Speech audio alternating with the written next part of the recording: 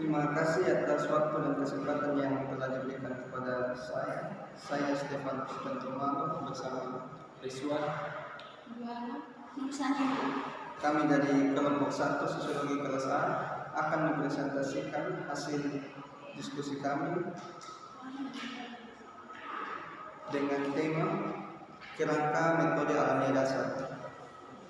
Waktu dan kesempatan saya berikan kepada pemateri.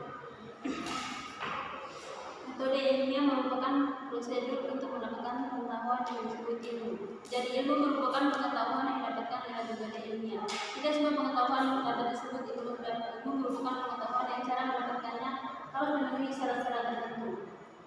Syarat-syarat yang harus dipenuhi agar suatu pengetahuan dapat disebut ilmu tercantum dalam apa yang dinamakan dengan metode ilmiah. Metode merupakan suatu prosedur atau cara mengetahui sesuatu dengan langkah-langkah yang sistematis. Metodologi merupakan suatu pengkajian dan mempelajari peraturan-peraturan yang tersebut. Seperti diketahui, berpikir adalah kegiatan mental yang menghasilkan pengetahuan. Metode ilmiah merupakan ekspresi mengenai cara bekerja pikiran. Dengan cara bekerja ini, maka pengetahuan yang dihasilkan diharapkan mempunyai karakteristik tertentu yang diminta oleh pengetahuan ilmiah, yakni sifat rasional yang teruji memungkinkan tubuh pengetahuan sebelumnya merupakan pengetahuan yang dapat diandalkan.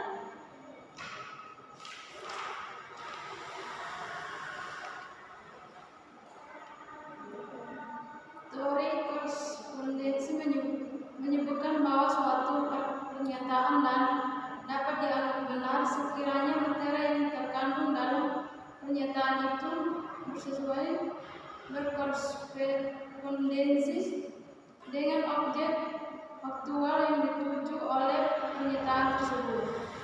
Atau dengan kata lain, suatu pernyataan adalah benar bila terdapat fakta-fakta empiris yang mendukung pernyataan itu. Seandainya seseorang menyatakan bahwa salju itu berwarna putih, maka pernyataan itu adalah benar sekiranya terdapat kenyataan yang mendukung isi pernyataan tersebut, yakni dalam daerah pengalaman kita memang dapat diuji bahwa salju itu benar-benar berwarna putih. Bagi mereka yang sudah bisa melihat salju, maka pengujian semacam ini tidaklah terlalu berarti. Namun, bagi mereka yang belum pernah melihat salju, maka pengujian secara empiris mempunyai suatu makna yang lain.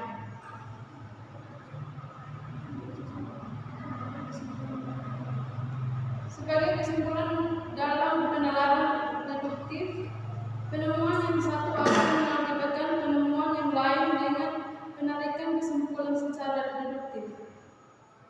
Kesimpulan yang tertarik seperti ini sering memberikan kejutan yang menyenangkan, sebab memberikan kepada kita pengetahuan yang belum kita kenal sebelumnya.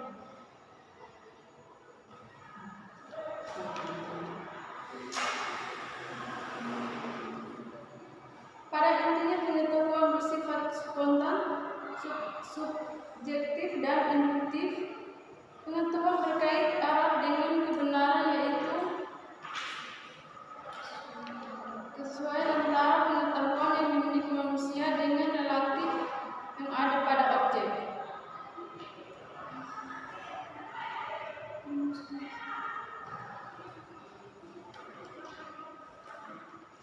Ilmu pengetahuan atau pengetahuan ilmiah dapat dibedakan atas: yang pertama, ilmu pengetahuan fisis kuantitatif; yang kedua, ilmu pengetahuan formal kualitatif; yang ketiga, ilmu pengetahuan metafisis atau substansial. Pengertian metode ilmiah satu spasi.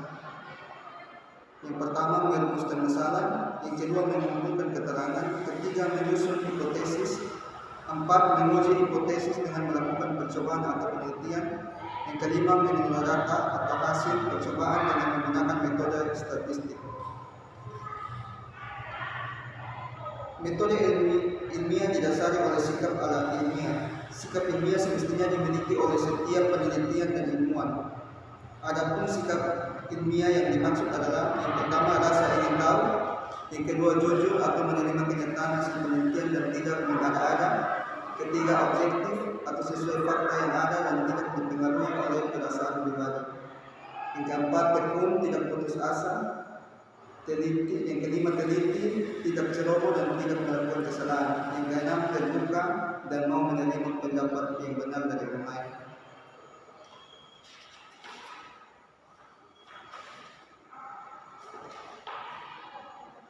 Umumnya ada 4 karakteristik penelitian ilmiah, yaitu yang pertama, sistematik, yang berarti suatu penelitian harus disusun dan dilakukan secara beruntun sesuai pola dan kaidah yang benar, dari yang mudah dan sederhana sampai yang kompleks. Yang kedua, logis, suatu penelitian dikatakan benar bila dapat diterima akal dan berdasarkan fakta empirik. Yang ketiga, empirik, artinya suatu penelitian biasanya didasarkan pada pengalaman sehari-hari.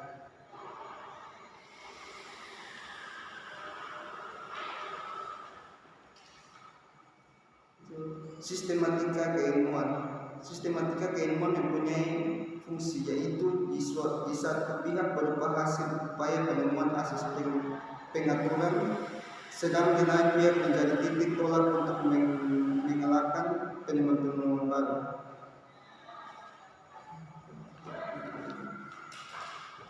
Karakteristik metode ilmiah. Yang pertama, berdasarkan fakta. Membangun ilmu itu membangun fakta-fakta yang nyata, baik sudah bersedia maupun yang harus ditentukan melalui penelitian. Dua, pertimbangan objektif. Segala sesuatu yang dilakukan, digunakan dan diamati berlangsung secara objektif, sehingga hal yang sama dapat dilakukan atau diulang oleh pihak lain yang berminat dengan metode dan teknik yang sama.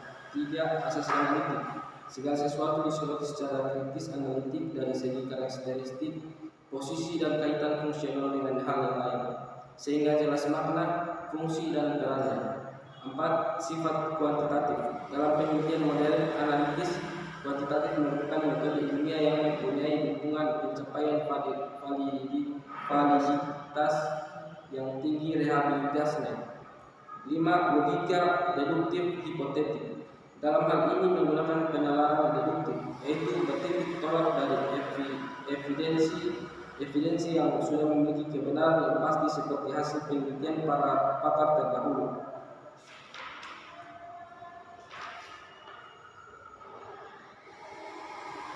Logika induktif generalisasi. Hipotesis yang disinggung di atas karena hasil penelitian nasional, maka kebenarannya masih bersifat sementara. Oleh karena itu harus didukung oleh kesesuaian data empiris hasil penelitian. Adapun langkah-langkah tersebut adalah unsur-unsur peristiwa dalam struktur penilaian ilmiah atau mempunyai analogi dengan events di dalam suatu network planning.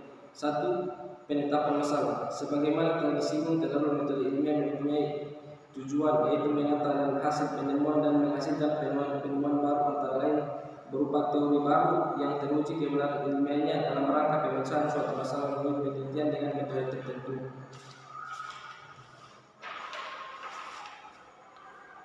Setelah aktualitas dan relevansinya dikonfirmasi, maka perlu masalahnya dirumuskan dalam bentuk tema sentral masalah. Sinonim untuk itu lazim dikenal sebagai problem isu atau masalah pokok. Dari contoh perumusan tema sentral masalah dapat disimak beberapa faktor yang esensial. Pertama, betapa pentingnya untuk dilakukan penelitian bahkan dalam waktu dekat.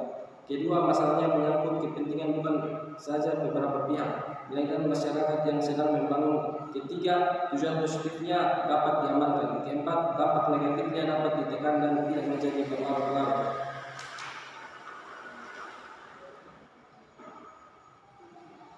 Menyusun kerangka pemikiran dan premis-premis. Setelah masalah yang dihadapi dikonfirmasi aktualitas dan relevansinya dari perpustakaan, kemudian dirumuskan pula tema sentral masalahnya. Maka kita kembali menyusun perpustakaan untuk mengungkap hal-hal yang esensial hukuman dasar teoritis dalam rangka pendekatan pemecahan masalah yang dihadapi. Dengan sendirinya, dalam menyusun kerangka pemikiran itu hanya menggunakan teori-teori yang paling relevan dan masih berlaku. Dari uraian di atas tampak bahwa masalah tersebut dapat digolongkan ke dalam esai argumentasi. Yang dimaksud dengan esai argumentasi adalah yang menampilkan sikap dan pandangan peneliti yang kritis dan analitik dalam mengkaji masalah yang bersangkutan.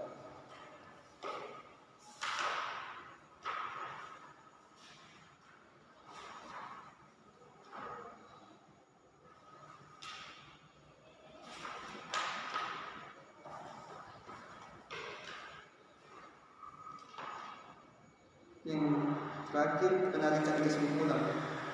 Pengujian hipotesis mengundang untuk melakukan langkah terakhir metode ilmiah untuk menarik kesimpulan yang menentukan kesan ilmiahnya. Dalam hal ini, hipotesis yang diterima beserta dukungan fakta lain yang koheren memberikan kelayakan inferensi ilmiah berupa kesimpulan umum. Sesuai ruang lingkup penelitiannya, maka kesimpulan dapat lebih dari satu jumlahnya. Untuk selanjutnya dijabarkan menjadi kesimpulan khusus. Baik, terima kasih atas waktu dan kesempatan telah diberikan kepada kami dari kelompok 1 sosiologi kelas A. Sekian dari kami. Terima kasih.